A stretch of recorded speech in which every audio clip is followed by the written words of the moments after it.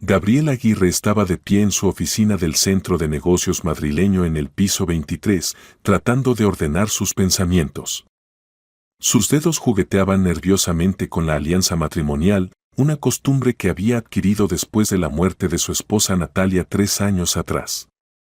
A los 45 años era un hombre al que muchos consideraban fabulosamente exitoso. El imperio inmobiliario que había construido durante más de 20 años incluía decenas de proyectos por toda España y generaba millones de euros anuales. Pero hoy sus pensamientos estaban lejos de los negocios. A sus espaldas se escuchó el sonido de tacones sobre el suelo de mármol y Gabriel, sin volverse, supo que era Ana. Su única hija, que había sido su apoyo y sostén todos estos años después de perder a Natalia. Papá, la voz de Ana sonó tensa, sin siquiera saludar. Por favor, dime que esto es algún tipo de broma. Gabriel se volvió lentamente. Ana de 24 años estaba de pie en la puerta de su oficina y su rostro habitualmente sereno expresaba una mezcla de incredulidad y confusión. Era una mujer joven hermosa, alta, esbelta, con cabello castaño y ojos pardos como su madre. Después de graduarse con honores de la Facultad de Economía de la Universidad Complutense de Madrid, trabajaba como analista financiera senior en una de las consultoras más prestigiosas de Madrid.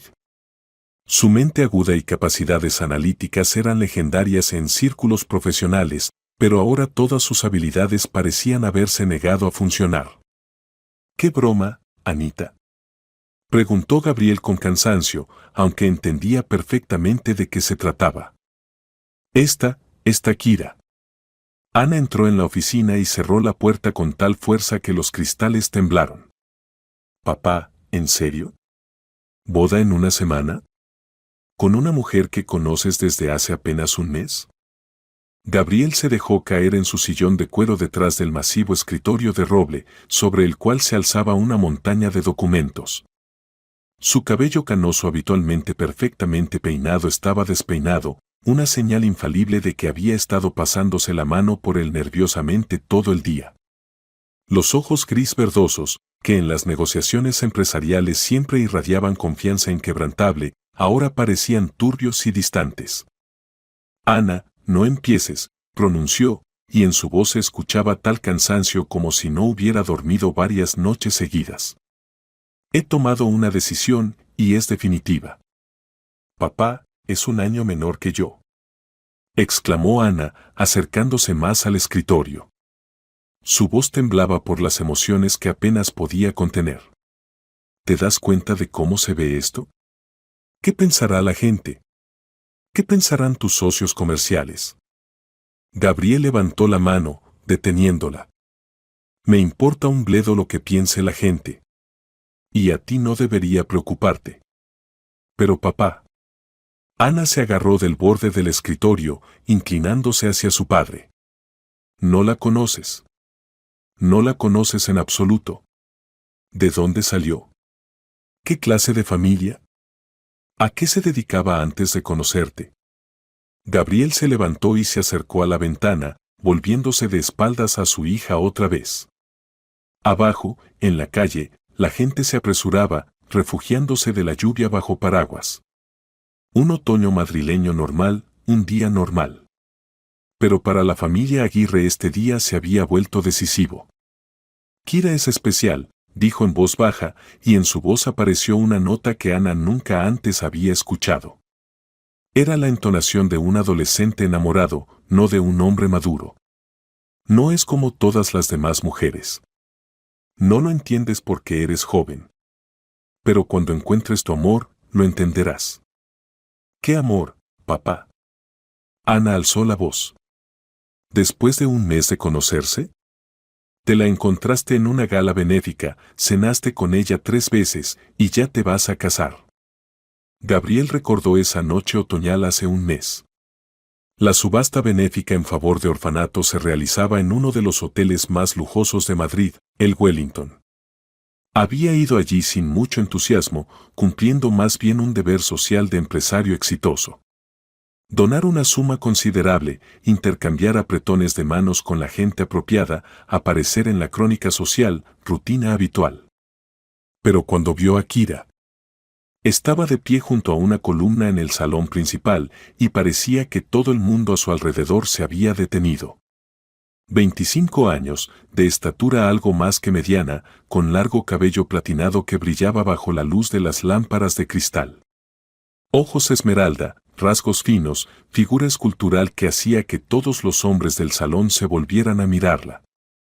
Vestía un elegante vestido negro de noche que realzaba su belleza, pero al mismo tiempo se veía refinado, no provocativo.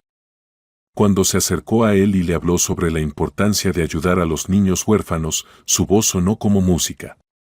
Hablaba español prácticamente sin acento, pero en su habla se sentía un encanto especial, una ligera exotismo.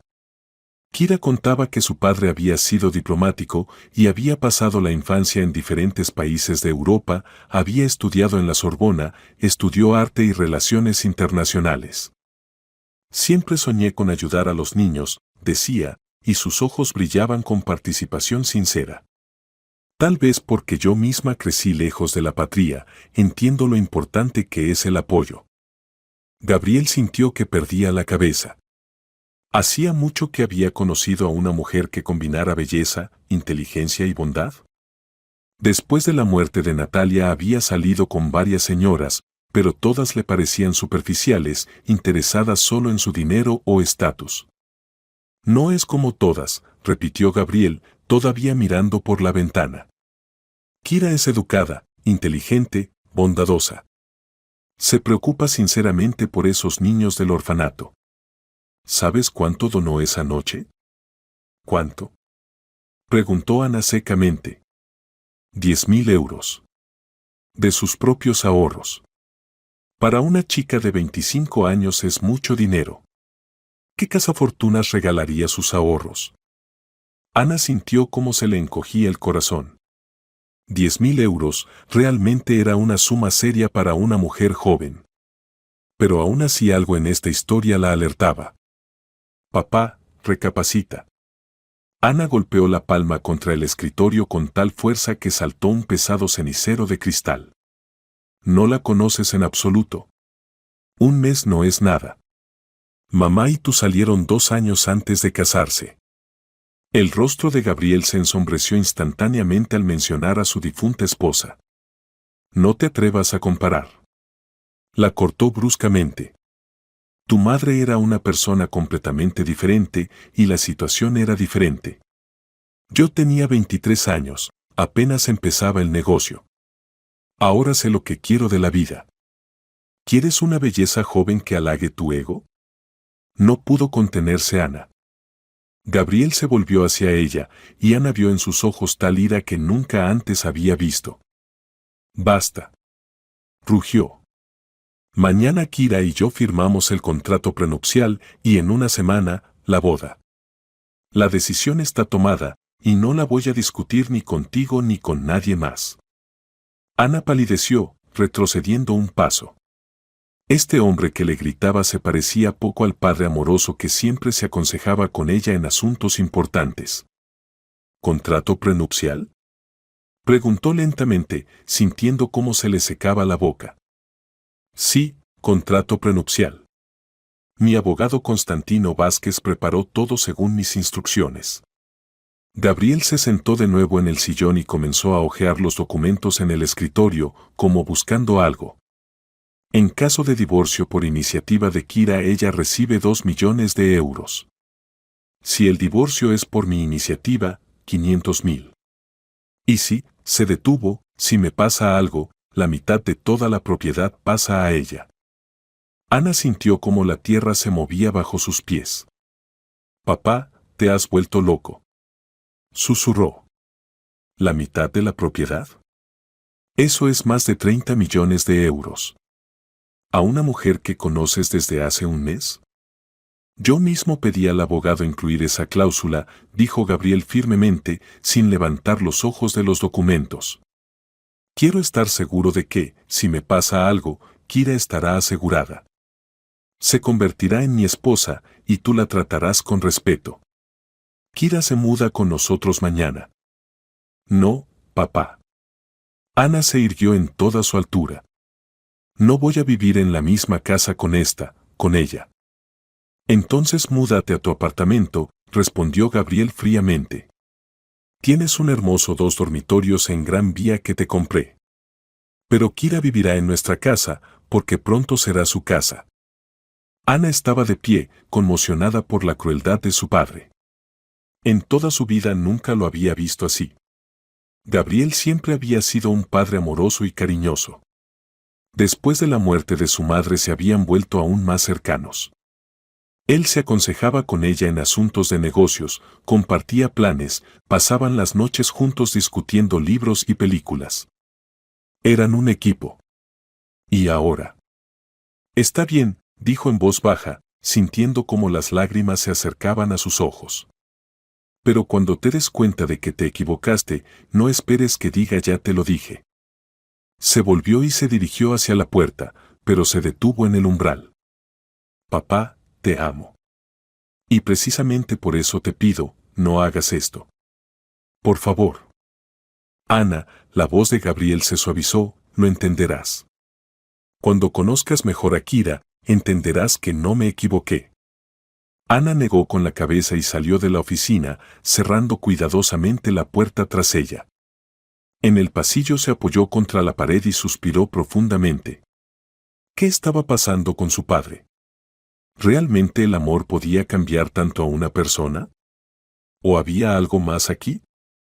Una semana después Ana estaba de pie en la espaciosa sala de estar de la casa paterna en Las Rosas, observando cómo Kira, ahora ya Aguirre, se acomodaba como nueva señora de la casa. La boda se había celebrado en un círculo muy íntimo, solo 20 personas. Solo los amigos más cercanos de Gabriel, algunos socios comerciales y colegas de Ana. Del lado de Kira no había ni un solo invitado. No tengo parientes cercanos, explicó con una sonrisa triste. Los padres murieron en un accidente automovilístico hace 9 años, cuando yo tenía 16, y los amigos están dispersos por todo el mundo.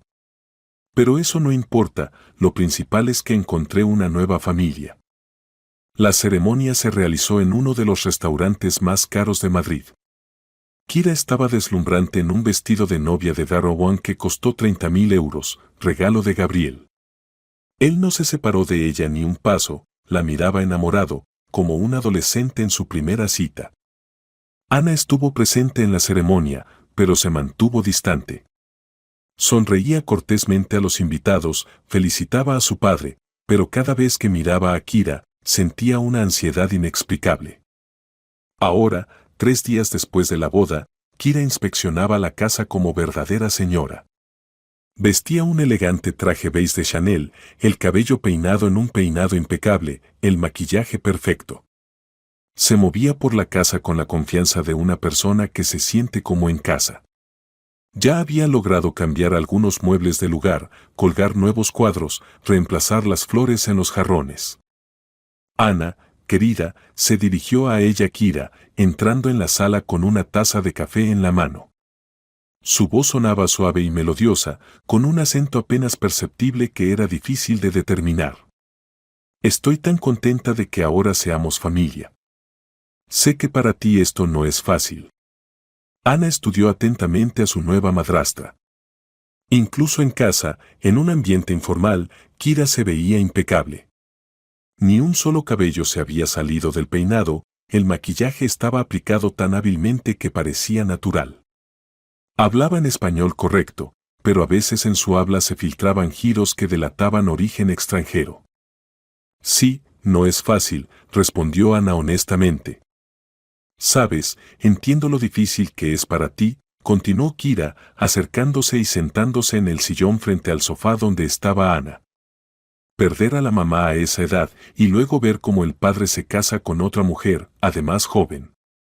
Yo en tu lugar también tendría celos. En sus palabras se sentía tal sinceridad que Ana por un momento titubeó. Tal vez realmente estaba siendo muy prejuiciosa hacia Kira. Tal vez esta mujer sinceramente amaba a su padre. No tengo celos, dijo Ana con cuidado. Solo quiero que papá sea feliz.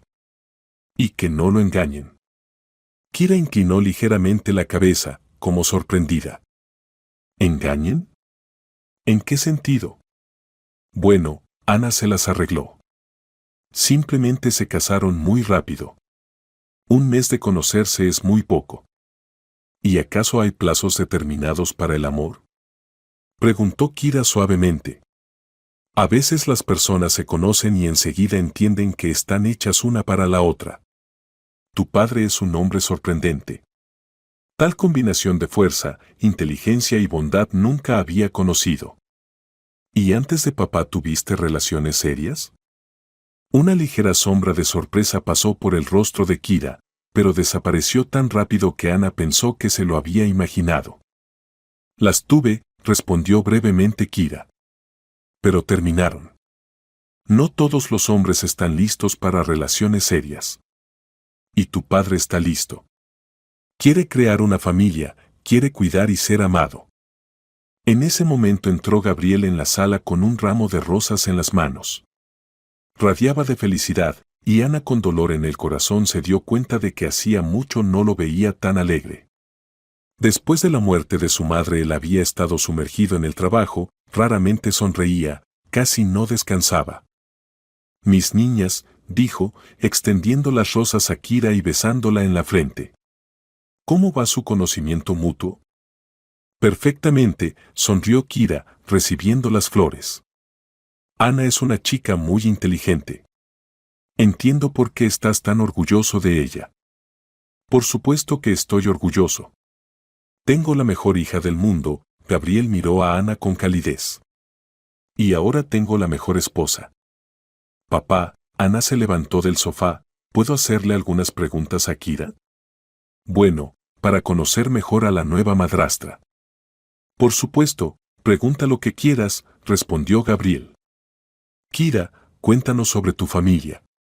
¿Dónde naciste? ¿Dónde estudiaste? Kira se acomodó más cómodamente en el sillón, poniendo las rosas en la mesa de centro. Nací en París, cuando papá trabajaba en la embajada.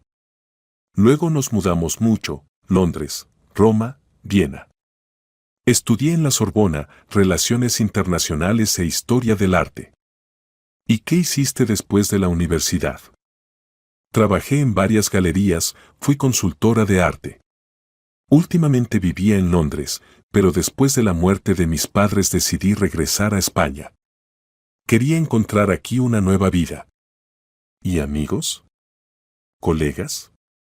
¿Por qué no había nadie en la boda? Gabriel frunció ligeramente el ceño, pero Kira respondió calmadamente. Entiendes, querida, cuando constantemente te mudas, es difícil mantener relaciones de amistad largas. Y después de la muerte de mis padres me encerré completamente. Tu padre me ayudó a creer en las personas de nuevo. Ana asintió, pero en el fondo sintió que algo no cuadraba. Historia demasiado conveniente. No había ni una sola persona que pudiera contar sobre el pasado de Kira. No había pruebas de sus palabras. ¿Y los documentos de educación los conservaste? Preguntó como por casualidad. Ana. Dijo Gabriel severamente. ¿Qué es este interrogatorio? No hay problema, se rió Kira. Ana tiene derecho a interesarse. Por supuesto que los documentos existen, pero se quedaron en Londres con el resto de las cosas. Planeo traerlos cuando me establezca definitivamente aquí. Entiendo, dijo Ana. Notó que a todas sus preguntas Kira respondía rápidamente, sin pensarlo, como si hubiera preparado las respuestas de antemano. Gabriel se acercó al bar y se sirvió whisky. Tal vez basta de preguntas por hoy, propuso. Mejor cenemos juntos. Kira preparó algo especial. Sí, hice ternera a la borgoñona, dijo Kira. Es el plato favorito de tu padre. ¿Cómo lo sabes? Se sorprendió Ana. Gabriel me lo contó, respondió Kira, pero Ana notó un ligero titubeo en su voz. Durante la cena Kira estuvo encantadora.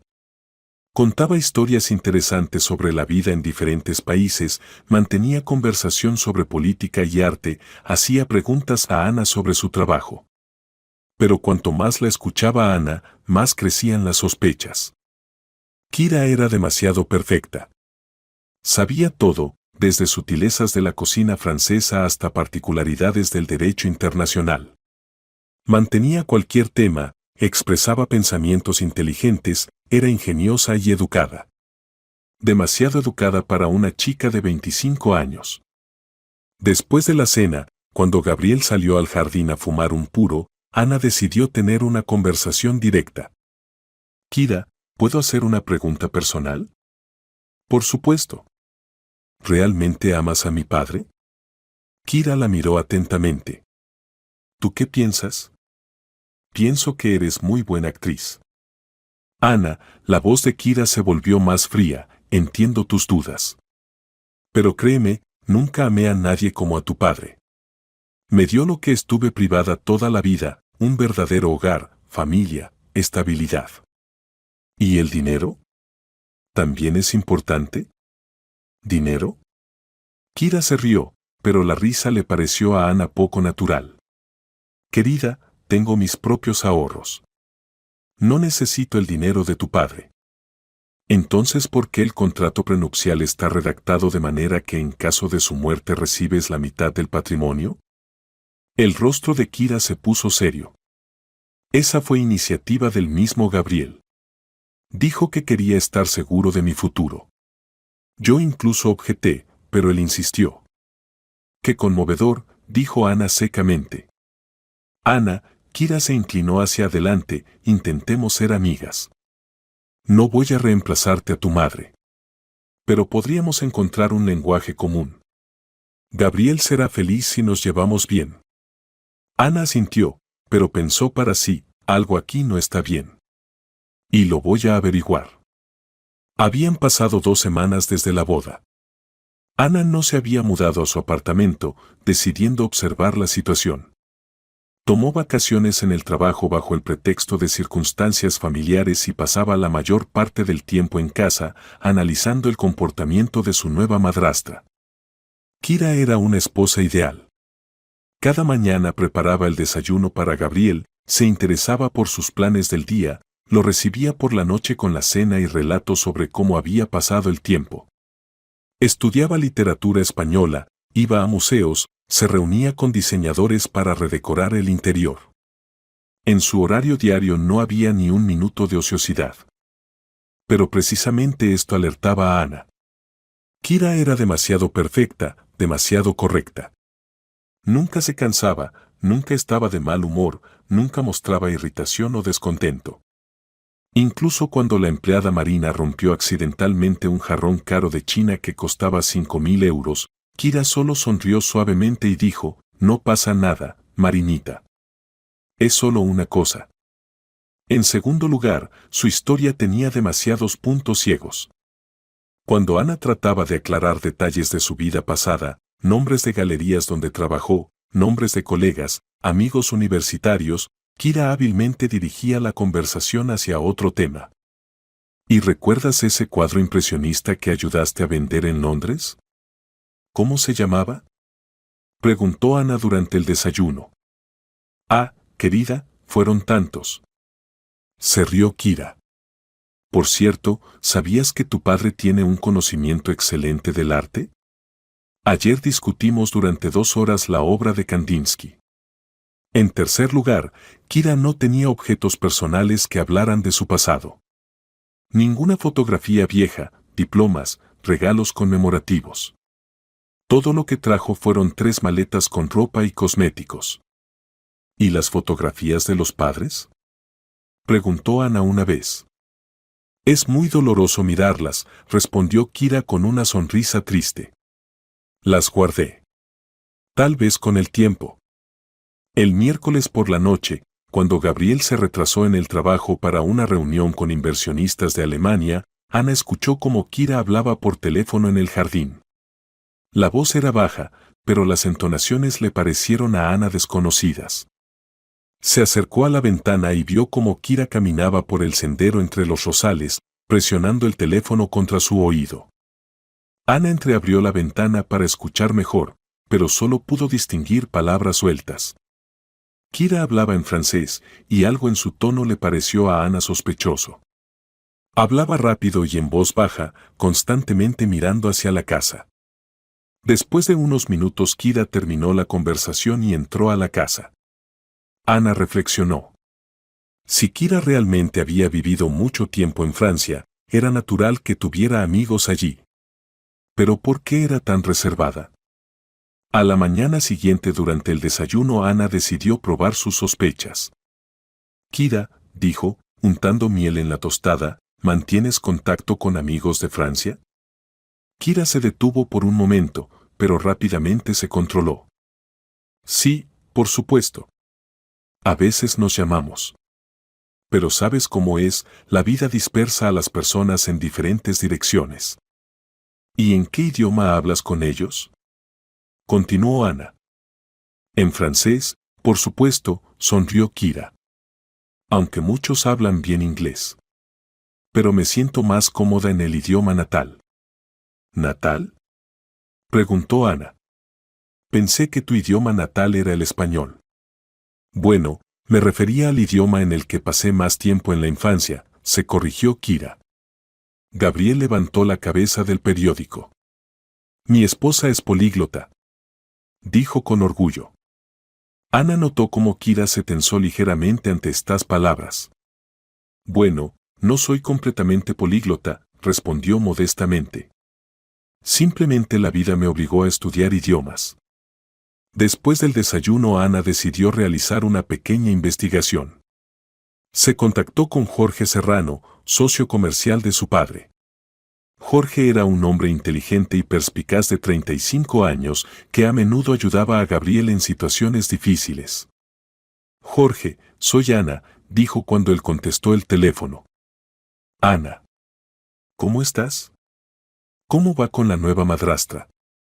En la voz de Jorge se sentía ironía. Precisamente por eso llamo.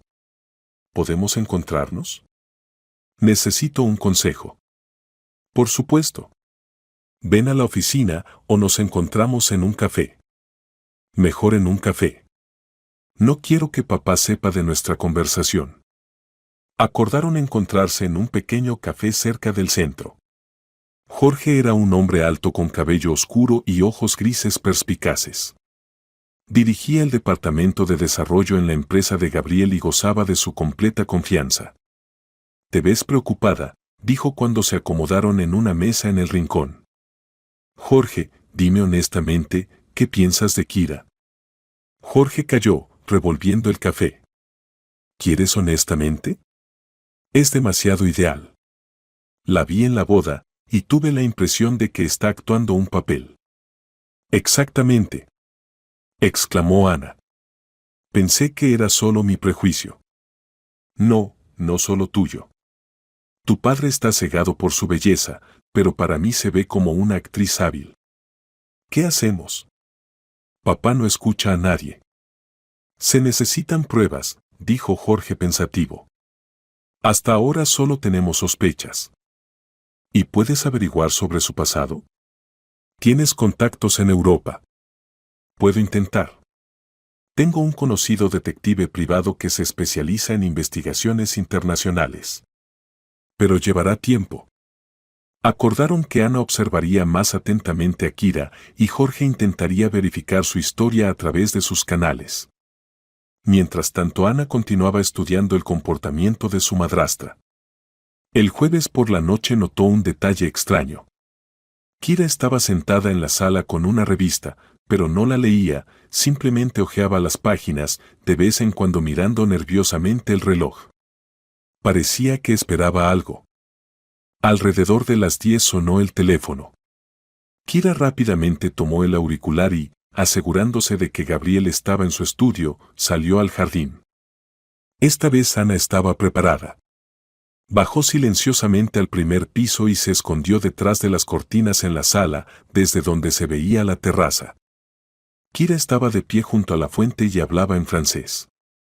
Su voz sonaba tensa y constantemente miraba hacia la casa. Ana pudo distinguir solo palabras sueltas de su curso universitario de francés: argent, dinero, plan, bientôt, pronto. Pero lo principal que la sorprendió, la entonación de Kira. Hablaba con alguien muy cercano, la voz era tierna, íntima. Mon chéri, mi querido, claramente dirigiéndose a un amante. La conversación duró unos 15 minutos. Kira hablaba rápido y emocionalmente, a veces alzando la voz, a veces pasando a susurros. Ana anotó en su libreta todas las palabras que pudo distinguir. Cuando Kira terminó la conversación y regresó a la casa, Ana rápidamente subió a su habitación. El corazón le latía fuerte y en su cabeza daban vueltas pensamientos inquietantes. Kira definitivamente tenía una conexión secreta con algún hombre. Y discutían algún plan relacionado con dinero. Al día siguiente Ana se encontró con Jorge en el mismo Café Provenza. Esta vez trajo sus notas y exigía ayuda con la traducción. Mi francés no es muy bueno, pero estoy segura de que discutían algo relacionado con dinero y algún plan, dijo, pasándole la libreta a Jorge. Jorge estudió atentamente sus notas. Mi francés tampoco es perfecto, pero algunas palabras son claras. Argent, dinero, plan, bientôt, pronto. Realmente sospechoso. Y además ella decía mon chéri, mi querido. Eso claramente no es una conversación amistosa. Entonces tiene un amante, constató Jorge sombríamente. Tu padre lleva casado solo 2 semanas y ella ya le está siendo infiel. Pero eso no es todo. Siento que planean algo serio. Algo relacionado con el dinero de papá. Bueno, necesito encontrar un traductor profesional, decidió Jorge. Tengo una conocida, Carmen Victoria Cornejo, profesora de francés en la Universidad Lingüística. Ayudará con la traducción exacta. ¿Y qué con el detective? Ya está trabajando. Revisa las bases de datos europeas. Pero hasta ahora nada concreto. Jorge, tengo un mal presentimiento. Algo me dice que no tenemos mucho tiempo. Entonces hay que actuar más rápido. Trata de grabar la siguiente conversación en grabadora. Jorge sacó de su bolsa un pequeño dispositivo. Es una grabadora profesional. Graba incluso conversaciones silenciosas a gran distancia.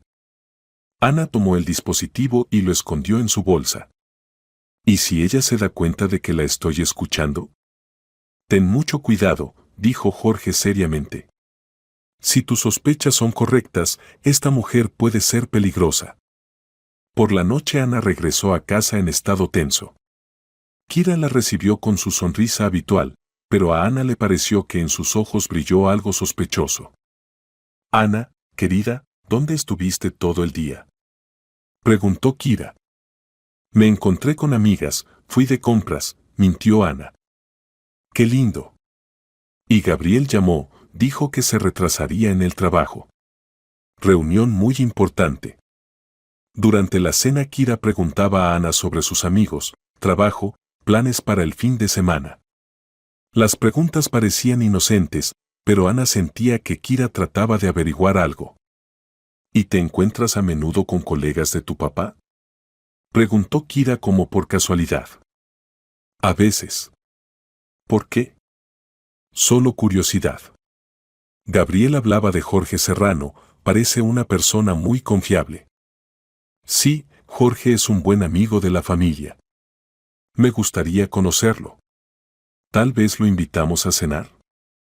Ana sintió una punzada de alarma. ¿Para qué Kira quería conocer a Jorge?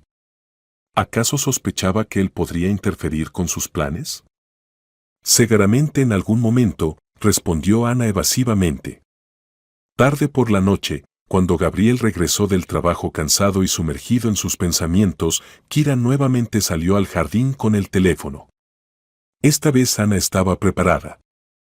Bajó silenciosamente a la terraza con la grabadora encendida y se escondió detrás de una gran maceta con plantas. Kira estaba de pie junto a la fuente aproximadamente a 20 metros de ella, lo suficientemente cerca para grabar la conversación. Eduardo, soy yo, dijo Kira en francés, y Ana finalmente supo el nombre de su cómplice.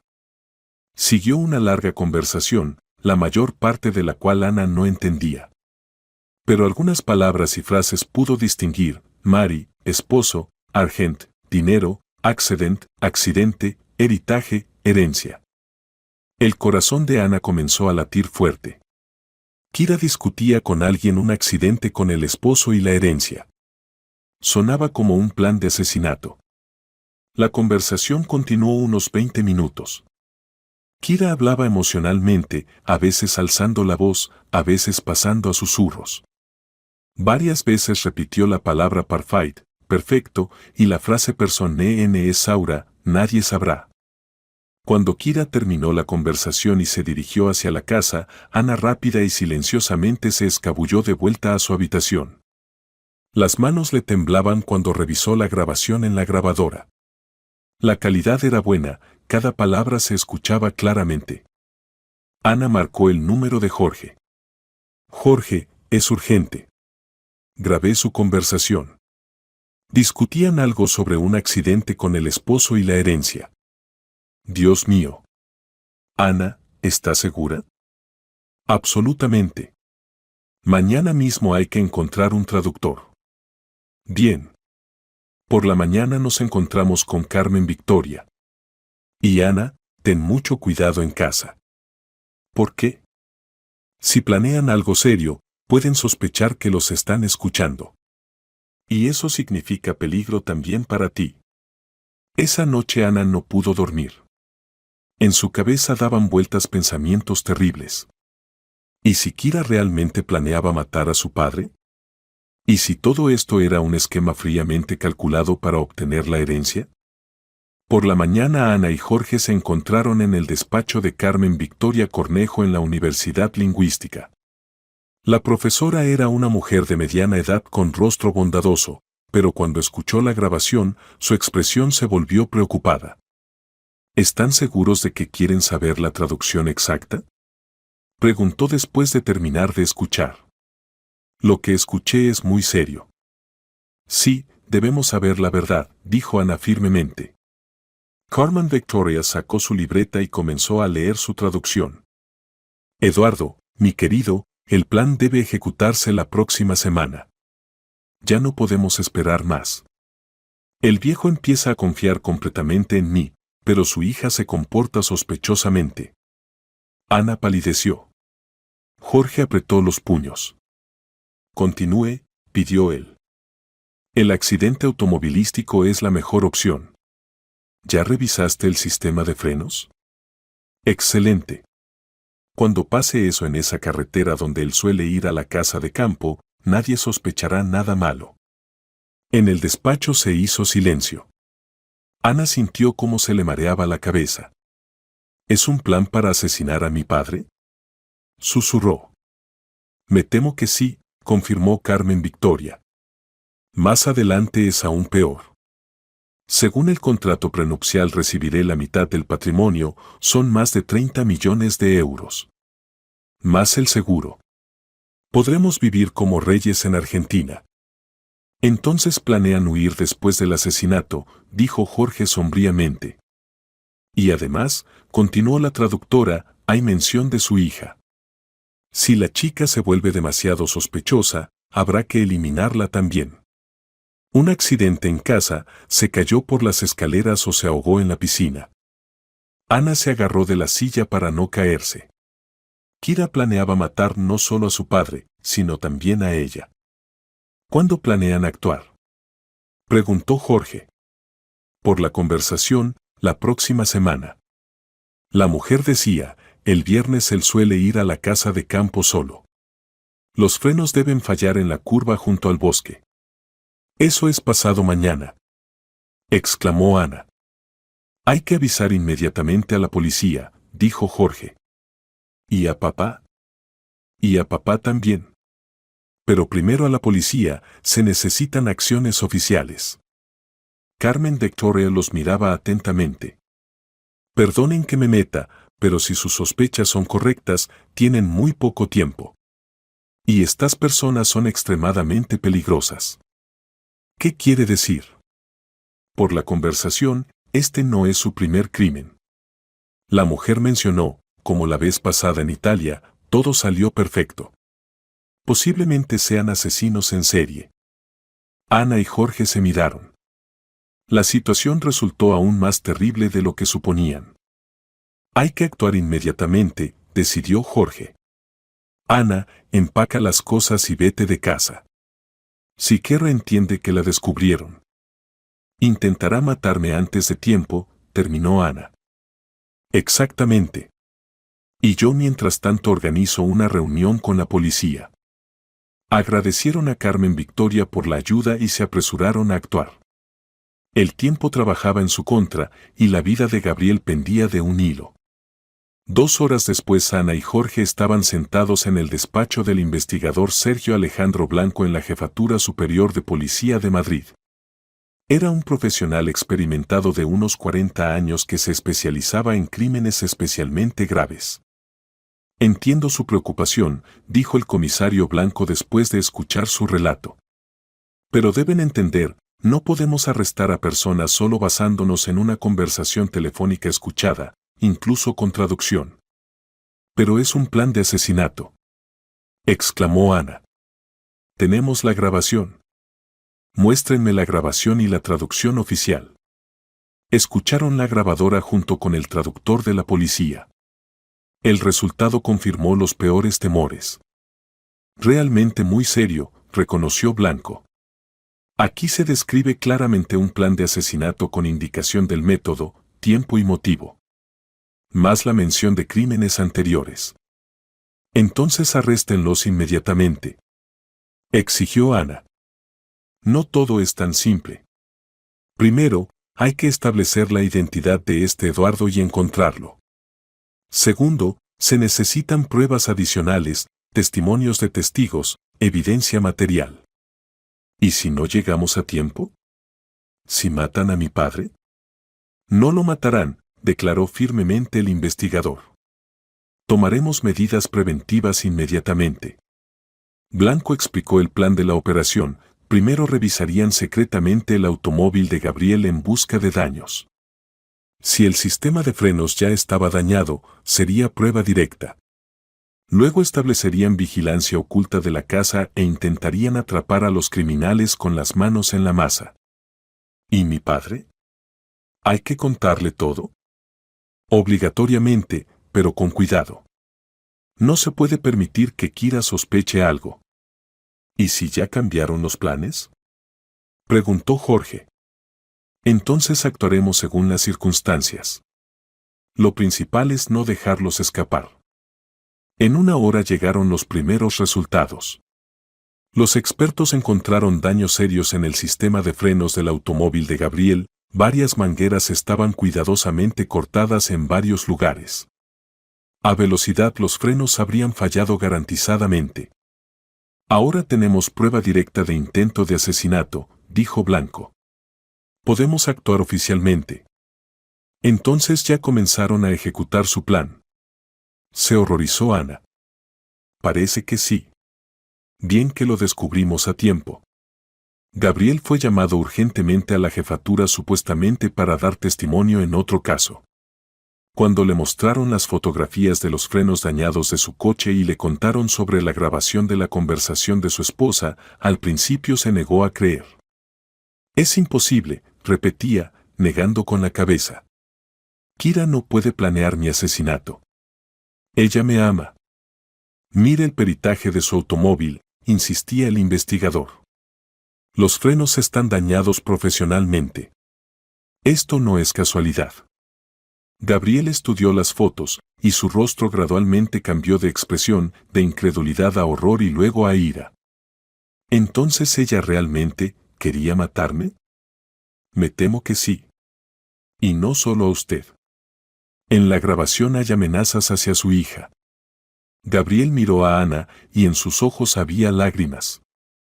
Anita, perdóname. Fui tan ciego. ¿Cómo pude no escucharte? Papá, lo principal es que ahora sabemos la verdad, respondió Ana, abrazando a su padre. ¿Y estás vivo?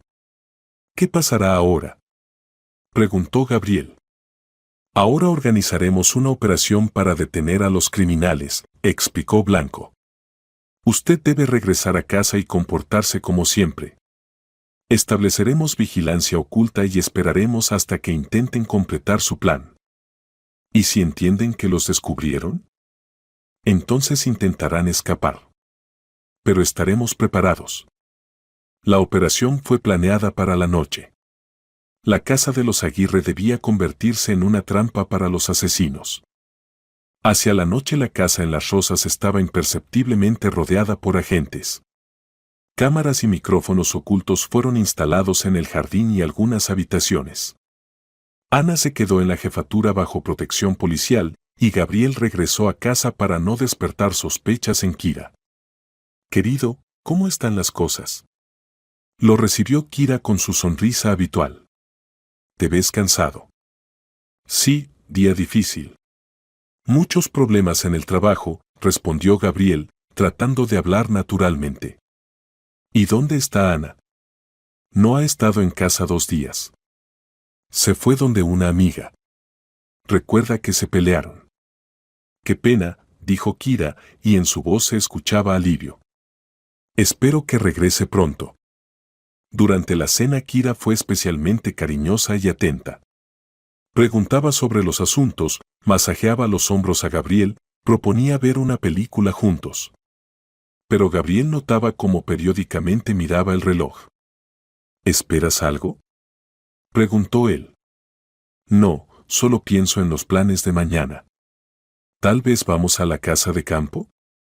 «Hace tiempo que no hemos estado allí». Gabriel apenas se contuvo para no estremecerse. Ella le proponía ir precisamente allí donde se planeaba el asesinato. «Veremos. Mañana tengo mucho trabajo». «Como quieras, querido». Alrededor de las 11 de la noche Kira, como siempre, salió al jardín con el teléfono.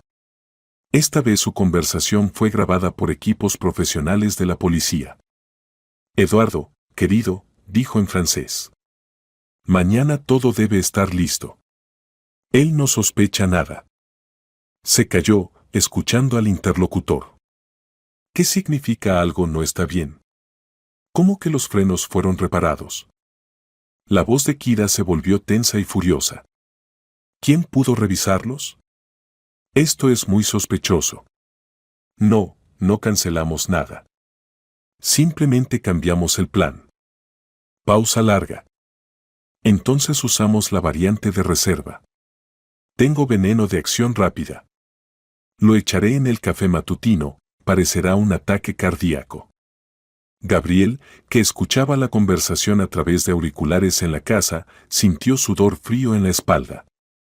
Esta mujer estaba dispuesta a todo. Si algo sale mal, nos encontramos en el aeropuerto. Tenemos boletos y documentos con nombres nuevos, continuó Kira. ¿Y qué con su hija? Bien que se fue, un problema menos.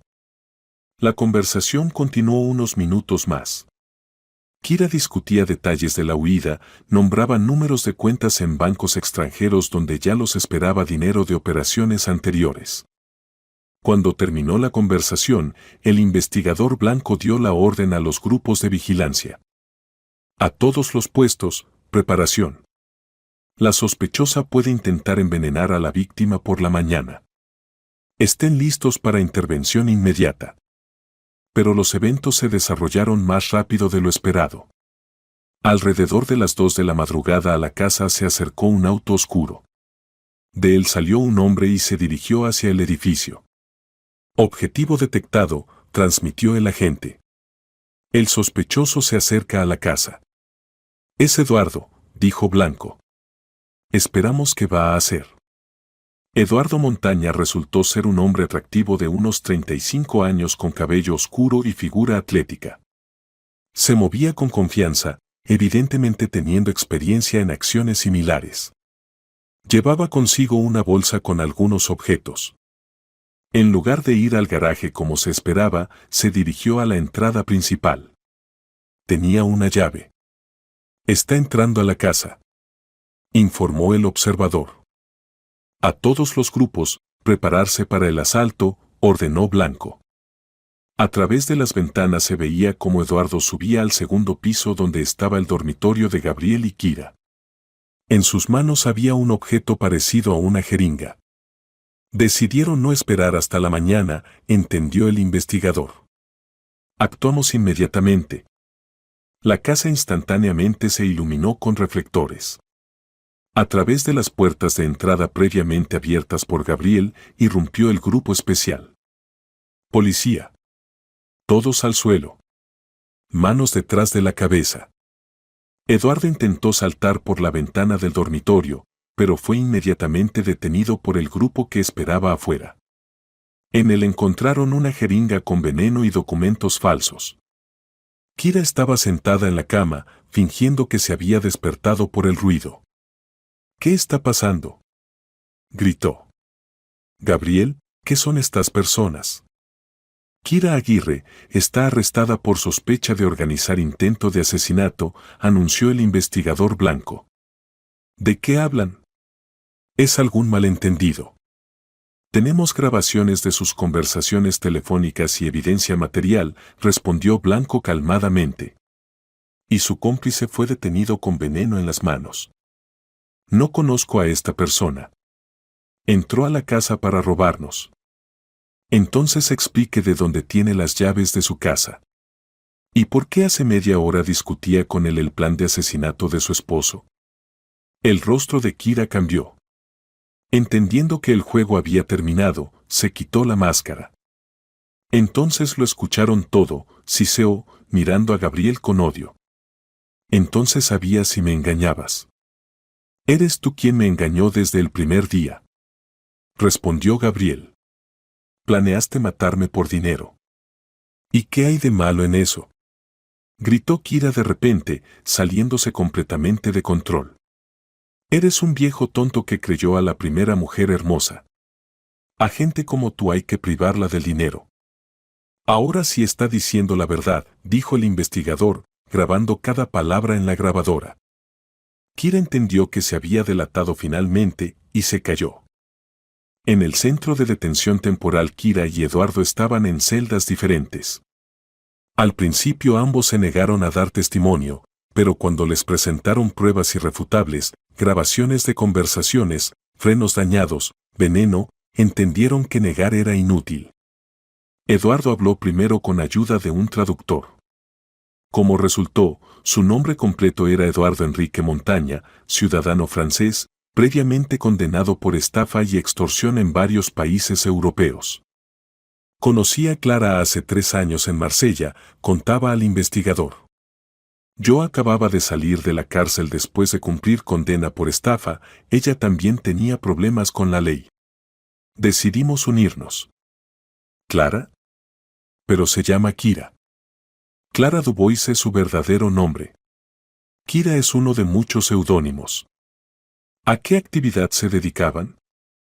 Nos especializábamos en hombres ricos solitarios de mediana edad.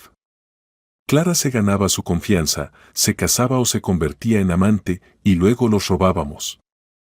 ¿Y mataban? Eduardo calló, sopesando las palabras. No siempre. Si la suma era pequeña, simplemente desaparecíamos con el dinero. Pero cuando se trataba de millones. O sea que Gabriel Aguirre no fue la primera víctima. No. En 5 años fueron 7 clientes. En Italia, Alemania, Suiza. Gabriel debía ser el octavo y el más rentable. ¿Cómo elegían a las víctimas? Clara estudiaba listas de los solteros más ricos de Europa. Buscábamos hombres después de divorcio o pérdida de esposa, emocionalmente vulnerables, confiados. Gabriel Aguirre encajaba idealmente en los criterios. Los testimonios de Kira, más precisamente, Clara, fueron aún más cínicos.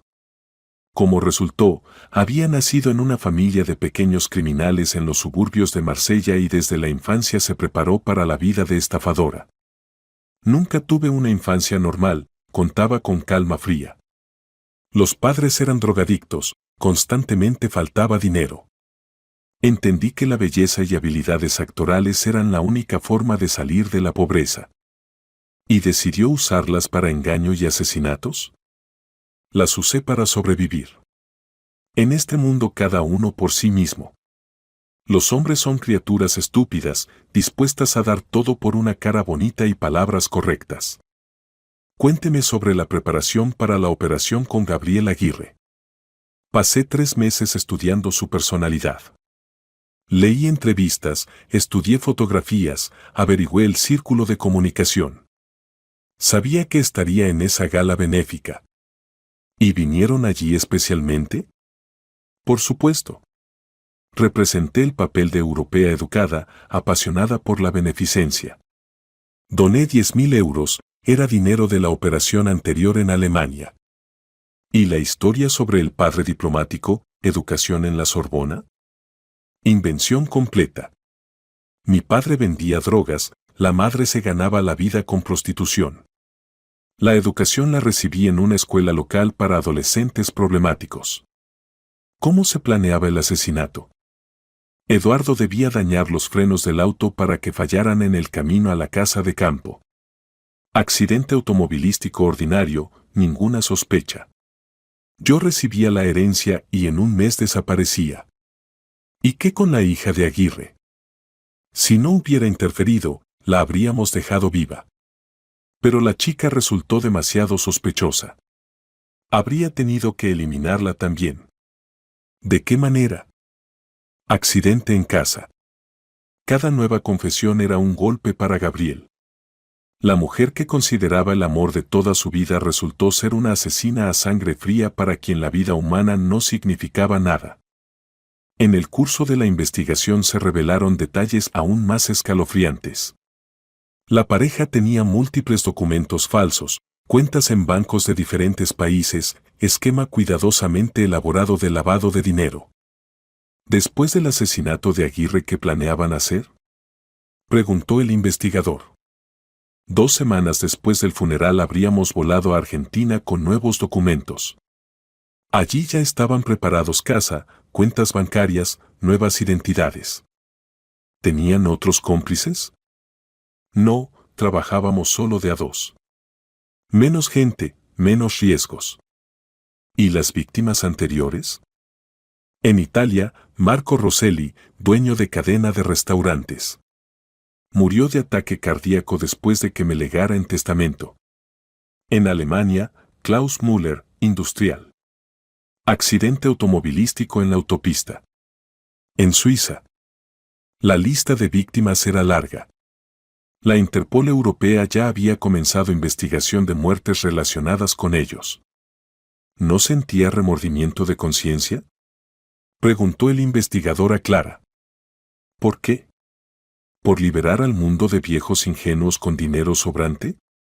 ¿Por matar personas que les confiaban? La confianza es un lujo que solo pueden permitirse los ricos. Nosotros simplemente redistribuíamos recursos más justamente. Este cinismo asombraba incluso a investigadores curtidos. El juicio contra Clara Dubois, Kira Aguirre y Eduardo Enrique Montaña comenzó 8 meses después de su arresto. Para ese tiempo la investigación estableció su participación en 6 asesinatos en 4 países de Europa. El proceso se realizó en la Audiencia Provincial de Madrid bajo la presidencia de la jueza Valentina Nicolasa Serrano, jurista experimentada con 20 años de experiencia examinando casos de crímenes especialmente graves. Ana fue testigo principal de la acusación. Contó detalladamente sobre sus sospechas, sobre cómo escuchó las conversaciones de su madrastra, cómo grabó sus planes de asesinato. ¿Qué exactamente la hizo sospechar de la acusada?, preguntaba el fiscal. Era demasiado ideal, respondió Ana. Su historia no tenía puntos ciegos, pero al mismo tiempo no se podía verificar ni un solo detalle. Además se ponía muy nerviosa cuando yo hacía preguntas concretas. ¿Sintió amenaza para su propia vida? Sí. Cuando escuché cómo discutía mi muerte con la misma facilidad que la muerte de papá, entendí, esta mujer es absolutamente despiadada. Gabriel dio testimonio como víctima. Le era difícil reconocer cuán fácilmente había caído en el engaño. ¿No notó nada sospechoso en el comportamiento de la acusada?, preguntaba el fiscal. No, respondió Gabriel honestamente. Era tan convincente en el papel de mujer amorosa que creí cada una de sus palabras. Si no fuera por Ana, que mantuvo la cabeza fría, estaría muerto. La defensa trataba de presentar a Clara como víctima de infancia difícil y mala influencia de Eduardo. Pero las pruebas de su papel dirigente en el grupo criminal eran irrefutables. El fiscal leía extractos de las grabaciones. El plan debe ejecutarse la próxima semana. El viejo empieza a confiar completamente en mí. Según el contrato prenupcial recibiré la mitad del patrimonio, son más de 30 millones de euros. Si la chica se vuelve sospechosa, habrá que eliminarla también. Cada frase era como golpe de martillo sobre el yunque de la justicia. Representantes de países europeos transmitieron materiales sobre otros asesinatos. Quedó claro que Clara y Eduardo actuaban según esquema elaborado ya muchos años. En la última palabra Clara intentó despertar simpatía. Crecí en la pobreza, nadie me amó nunca. Hacía lo que parecía la única forma de sobrevivir en el mundo cruel. Pero el asesinato de personas inocentes no es forma de supervivencia, es crimen contra la humanidad, respondió severamente la jueza. ¿Inocentes? Se encendió Clara. Se bañaban en lujo mientras millones de personas pasaban hambre. Yo simplemente restablecía la justicia. O sea que se nombró juez que decide quién merece vivir. Clara se calló, entendiendo que cada palabra solo empeoraba su situación. Eduardo en la última palabra pidió perdón formalmente. Entiendo la gravedad de mis crímenes y estoy listo para asumir responsabilidad. Pido al tribunal considerar mi cooperación con la investigación. Pero su arrepentimiento se veía poco sincero, intento de obtener sentencia más suave. El veredicto del tribunal fue severo y justo. Clara Dubois recibió 25 años de prisión en centro penitenciario de máxima seguridad. Eduardo Enrique Montaña, 27 años por el conjunto de crímenes considerando su papel organizador. Además, fueron obligados a compensar el daño a las familias de todas las víctimas por suma total de más de 20 millones de euros. Sus activos en bancos europeos fueron arrestados y transferidos al Fondo de Compensaciones. La justicia ha triunfado, declaró el fiscal después del anuncio de la sentencia. Estas personas nunca más podrán causar daño a nadie. Después del juicio, Gabriel tardó mucho en recuperarse. La traición de Clara le causó un trauma psicológico grave. Dejó de confiar en las personas, evitaba conocidos nuevos, se sumergió completamente en el trabajo. Papá, no puedes vivir así, le decía Ana. No todas las personas son como esa mujer. ¿Cómo puedo saberlo? Respondía Gabriel. Estaba seguro de que ella me amaba. ¿Cómo puedo confiar en alguien después de esto? La ayuda vino de Jorge Serrano, quien tomó parte de la gestión de la empresa y gradualmente atraía a Gabriel de vuelta a la actividad activa. Gabriel, tenemos una propuesta de proyecto grande en Barcelona, le informó. Pero los inversionistas quieren encontrarse personalmente contigo. Que se encuentren contigo. Tú decidirás todo. No, la empresa lleva tu nombre. Sin ti este contrato no se firmará.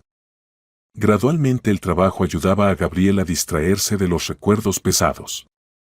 Y la cercanía con su hija, que literalmente le salvó la vida, se convirtió en fuente de nuevas fuerzas. Un año después del juicio, Gabriel tomó una decisión importante. Ana, dijo a su hija durante el desayuno, quiero proponerte convertirte en socia de pleno derecho del negocio. ¿En serio? Absolutamente. Demostraste que posees no solo mente analítica, sino también intuición, lealtad a la familia. Me salvaste la vida. Necesito precisamente tal socio. ¿Y qué hay de Jorge? Jorge está de acuerdo. Discutimos la posibilidad de crear asociación igualitaria entre los tres. Ana se sintió conmovida por la propuesta de su padre. Toda la vida había soñado con trabajar en el negocio familiar. Acepto, papá. Pero con la condición de que sea verdadera asociación, no formalidad. Por supuesto. De otra manera, ¿qué sentido tiene? Se abrazaron y Gabriel sintió que la vida gradualmente se normalizaba. Clara trató de destruir su familia, pero al final solo la hizo más fuerte. Pasó otro año. La empresa Aguirre y Serrano se desarrollaba exitosamente bajo la dirección de 3 socios igualitarios. Completaron el gran proyecto en Barcelona y firmaron contratos para construcción de complejos residenciales en la Comunidad de Madrid. Ana se reveló completamente como mujer de negocios. Sus capacidades para análisis de riesgos y planificación estratégica eran invaluables. Se convirtió no solo en socia, sino en figura clave de la empresa. Y las relaciones entre Ana y Jorge imperceptiblemente se transformaron de comerciales en personales. Jorge siempre le había gustado a Ana, era inteligente, confiable, con excelente sentido del humor. Pero antes lo percibía solo como socio comercial de su padre. Todo cambió después de que juntos pasaron por la prueba de desenmascarar la conspiración de Clara. El momento decisivo fue una noche de finales de primavera. Trabajaban en la presentación de un nuevo proyecto, quedándose en la oficina hasta tarde. Parece que encontramos la solución ideal, dijo Jorge, dejando los documentos y estirándose. Sí, será un proyecto excelente, acordó Ana, levantando los ojos de la computadora. Se miraron, y entre ellos surgió una tensión especial que hablaba de atracción mutua. Ana, dijo Jorge en voz baja, ¿puedo decirte algo? Por supuesto. En estos 2 años has cambiado.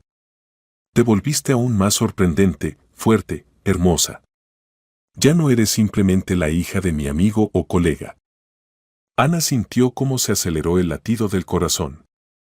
Jorge. Sé que esto puede parecer inapropiado. Trabajamos juntos, soy amigo de tu padre. Pero no puedo callar más. Me enamoré de ti. Ana calló unos segundos, y luego sonrió. Y yo pensaba que solo yo sentía esto. Jorge se levantó y se acercó a ella. ¿En serio? En serio. Pero temía que esto arruinara nuestras relaciones con papá y en el trabajo. Somos personas inteligentes, dijo él, tomando sus manos. Podremos combinar lo personal y lo comercial. Su primer beso ocurrió allí mismo, en la oficina, entre informes financieros y planos arquitectónicos. Y Ana entendió que su vida nuevamente cambiaba cardinalmente, pero esta vez, para mejor. Cuando Ana contó a su padre sobre sus relaciones con Jorge, Gabriel primero se sorprendió, y luego se alegró sinceramente. Sabes, hace tiempo pensaba que hacían buena pareja, dijo. Jorge es una persona decente, lo conozco muchos años. Te ama y te cuidará. ¿No estás en contra de nuestras relaciones no laborales? Al contrario, es maravilloso. El negocio familiar se construye sobre la confianza, ¿y a quién se puede confiar más que a la familia? Las relaciones de Ana y Jorge se desarrollaron armoniosamente. No se apresuraban, disfrutando el proceso de conocerse mutuamente desde un nuevo lado. Jorge presentó a Ana a su familia. Tenía una hermana menor, Verónica, de 32 años, madre divorciada de 2 hijos, Máximo de 10 años y Darío de 8. Se divorció recientemente del marido alcohólico, contaba Jorge. Cría a los niños sola. Trabaja como arquitecta, muy talentosa, pero su vida no es fácil. Cuando Ana conoció a Verónica Prado, inmediatamente sintió simpatía por esta mujer. Verónica era hermosa, de estatura mediana, con mirada inteligente y sonrisa abierta. Lo principal, era natural, sin ningún juego ni fingimiento. Completa oposición a la mentirosa Clara. Jorge tanto habló de usted, dijo Verónica al conocerse. Usted es una verdadera heroína, salvó a su padre de asesinos. Es exageración, respondió Ana avergonzada. Simplemente resultó ser hija atenta en el momento necesario. No sea modesta. No todos habrían podido reconocer el peligro y actuar tan decisivamente. Los hijos de Verónica, Máximo y Darío, eran educados y encantadores. Después de la vida con el padre alcohólico al principio temían a personas extrañas, pero rápidamente se encariñaron con la tía Ana. Pero lo más inesperado fue la reacción de Gabriel hacia Verónica. Mujer sorprendente, dijo a Ana después del primer encuentro. Inteligente, fuerte, talentosa. ¿Y cómo ama a sus hijos? Se ve que pasó por pruebas, pero no se quebró. Ana notó entonación especial en la voz de su padre. Papá, preguntó con cuidado unos días después, ¿te gusta Verónica? Gabriel inesperadamente se turbó. Ella, sí, causa fuerte impresión. Pero no sé si estoy listo para nuevas relaciones. Papá, tienes derecho a la felicidad. ¿Y si me equivoco nuevamente en la persona? ¿Y si no logro reconocer el engaño? Verónica no es clara. Conoces a su hermano 10 años. Ves cómo se relaciona con los niños, con el trabajo, con las personas. Es una mujer honesta. Tal vez tengas razón. Pero me da miedo abrirme nuevamente.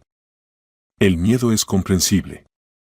Pero no se puede permitir que el pasado gobierne el futuro.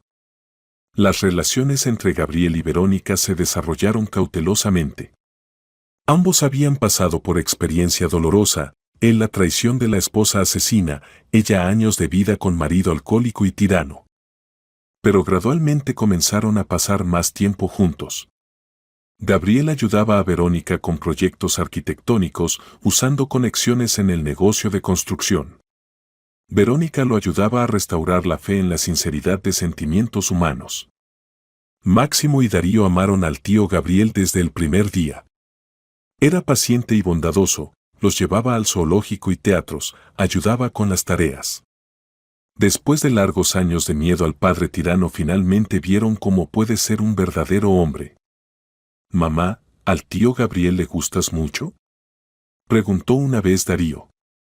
Hijo, no apresures los eventos, respondió suavemente Verónica. El tío Gabriel es nuestro buen amigo. Pero en sus ojos al decir estas palabras aparecía calidez especial. Después de año y medio de relaciones, Jorge le propuso matrimonio a Ana. Esto ocurrió durante su viaje de negocios a Barcelona. Paseaban por el paseo marítimo al atardecer cuando Jorge se detuvo junto al puerto olímpico. Ana, dijo, arrodillándose directamente sobre las baldosas de granito, ¿quieres ser mi esposa? Sacó una cajita con anillo, oro blanco refinado con diamante en talla clásica. Ana estaba tan emocionada que no podía hablar. Solo asintió, y Jorge le puso el anillo en el dedo. Sí, finalmente pronunció entre lágrimas de alegría. Cuando regresaron a Madrid y anunciaron el compromiso, Gabriel fue sinceramente feliz. Y 2 meses después él mismo tomó una decisión fatídica. Esto ocurrió durante una cena familiar en casa de Verónica. Los niños ya dormían y ellos estaban sentados en la cocina tomando té. Verónica, dijo de repente Gabriel, quiero hacerte una propuesta. Verónica se quedó inmóvil con la taza en las manos. Gabriel. Pensé mucho sobre esto. Después de Clara temía nuevas relaciones. Pero contigo me siento seguro. Eres verdadera, honesta, bondadosa. ¿Y los niños? ¿Estás listo para ser su padrastro? Más que listo. Máximo y Darío son niños maravillosos. Los amaré como propios. ¿Y qué dirá Ana? Ana será feliz de verme con una buena mujer. Verónica puso la taza y lo miró a los ojos. ¿Estás seguro? ¿Completamente seguro? Como nunca en la vida. Te amo con amor real, adulto. No pasión que ciega, sino sentimiento profundo basado en respeto y confianza. Entonces sí, sonrió. Sí, me casaré contigo. Decidieron celebrar las bodas simultáneamente, esto propuso Ana. ¿Por qué no hacer ceremonia doble? Dijo. Será simbólico, nuevo comienzo para toda la familia después de las pruebas vividas. La celebración fue programada para principios de septiembre en el Club Campestre La Finca en las afueras de Madrid. Era completa oposición a la primera boda de Gabriel con Clara, honesta, alegre, rodeada de amor sincero. Ana eligió vestido blanco clásico con corpiño de encaje. Verónica, elegante vestido color crema de corte estricto. Jorge y Gabriel llevaban smokines negros idénticos. En la ceremonia estuvieron presentes todos los amigos cercanos, socios comerciales, colegas. La atmósfera era cálida y alegre. Hoy no solo estamos contrayendo matrimonios, dijo Gabriel en su discurso, estamos creando una nueva gran familia. Familia que pasó por pruebas y solo se hizo más fuerte. Entendimos que la familia, añadió Jorge, son personas que se aman y están listas para protegerse mutuamente. Después de la parte oficial hubo banquete con bailes y felicitaciones. Gabriel bailaba con Verónica vals lento y pensaba en lo sorprendentemente que puede cambiar la vida. 3 años atrás casi se convirtió en víctima de asesina a sangre fría.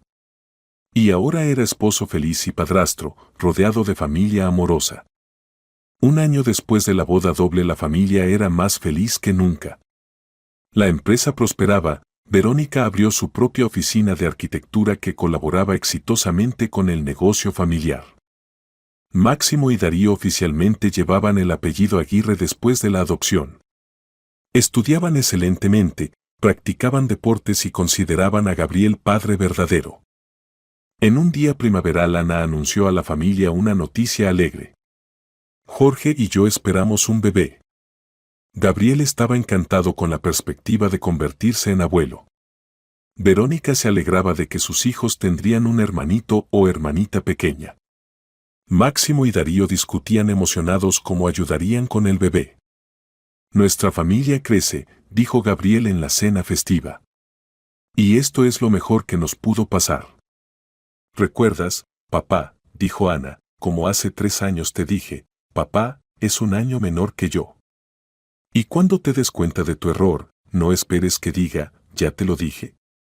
Recuerdo, se rió Gabriel. Pues nunca dije esas palabras. Porque tú mismo entendiste todo y lo corregiste.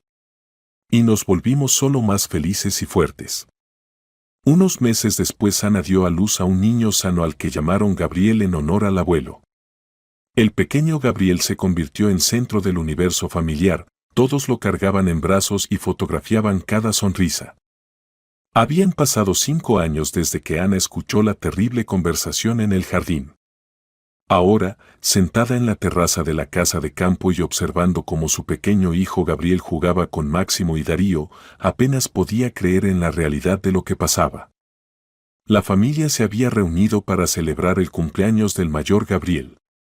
Era más feliz que nunca, empresario exitoso, esposo amoroso, padre cariñoso y abuelo. Abuelo Gabriel. Gritó su pequeño nieto, corriendo con una flor en la mano. Mira lo que encontré. Flor hermosa, nietito, sonrió Gabriel, levantándolo en brazos. Junto a Ana estaba sentado Jorge, leyendo una revista.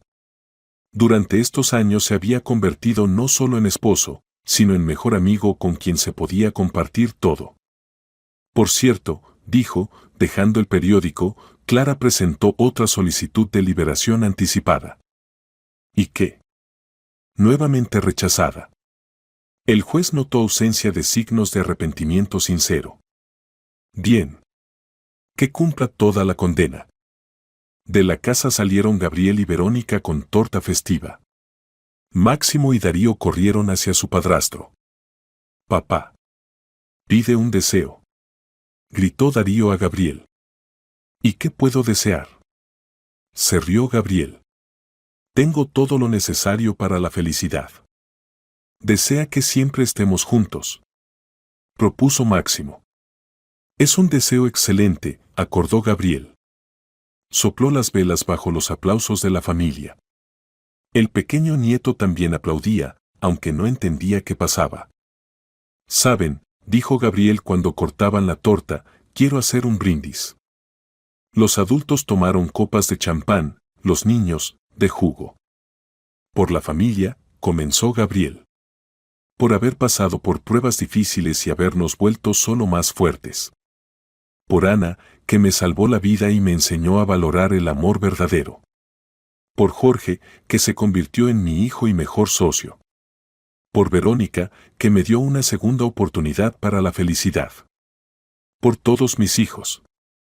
Porque el bien venció al mal. Por la familia. Respondieron todos a coro. Ana abrazó a su padre. El sol se ponía, tiñendo el cielo de tonos dorados y rosados. La familia estaba sentada en la terraza, los niños jugaban en el jardín, los adultos conversaban tranquilamente. Era un momento de felicidad absoluta, simple, honesta, merecida. Gabriel miraba a su familia y entendía, la vida le había enseñado lo principal. La verdadera riqueza no es el dinero, sino las personas que te aman. La confianza hay que ganarla con honestidad.